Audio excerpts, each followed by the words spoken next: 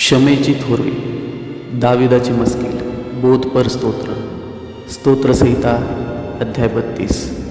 ज्याच्या अपराधाची क्षमा झाली आहे, ज्याच्या पापावर पांघरून घातले आहे, तो धन्य. ज्याच्या हिशेबी परमेश्वर अनितीचा दोष लावत नाही व ज्याच्या मनात कपट नाही, तो मनुष्य धन्य.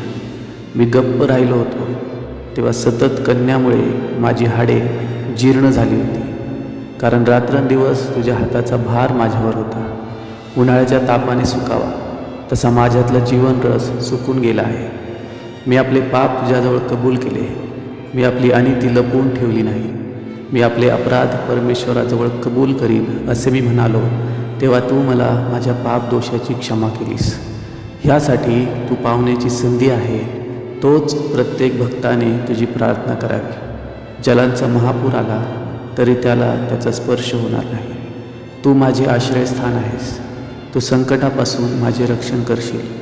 मुक्ततेच्या स्तोत्रांनी तू मला वेढशील.